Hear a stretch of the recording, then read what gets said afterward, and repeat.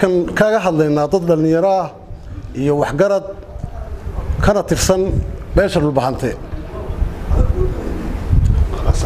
ama beesha Maxamuud Garaadba waxa jirta in ay ka hadleen niman oo yiraahdeen anagu hadaan nahay beesha Maxamuud Garaad masiir gaar ah iyo dan gaar ah marka waxaan halka ka cadeynaynaa annaga dhulbahante waxa loo daba fadhiyaa taladiisa waa la yaqaanaa waa dad odayaal ah garaada ah isma ah أنا أقول هذا يافك لأنيرة iyo waxaan ka hadlayaa nimankii halkan yimi yiri waxaan ka hadlaynaa ama matala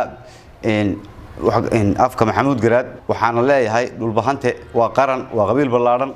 kala furfur iyo kala jabin maanta diyaar uma aha dhulbahante hal meel buu wax ku gooyaa waxna ku yahay taladiisuna meel bay ka godaa waxaana taageerayaa hadalkii xildhibaanka Siciid Xaaji Afweyne oo uu lahaa dhulbahante waa hal mid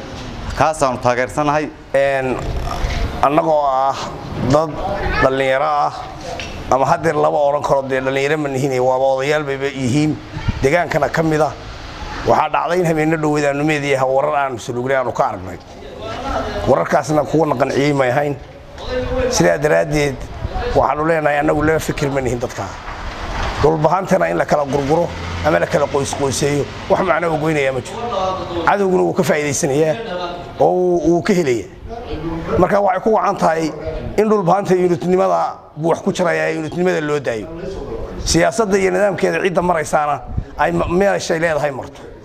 laakiin inta 10 nin meel gasho inay tiraado beel baanu matelayna inta yada meesha 10 nin waliba qabiil buu ka tirsan yahay nin rag aqalkoodii joogay ma jiraan rag ma garanaysaa arinta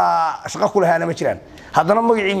waa lagu been abuurto wax la magac reer hebel baan magacii la sheeganayay la go'aankaas oo gaaray maano kamidna sida daraadeed waxaanu leenahay arinta anagu wixii dhulbaanta goobaanu goonaa siyaasaduna dhulbaanta meel bay maraysaa wada hadallada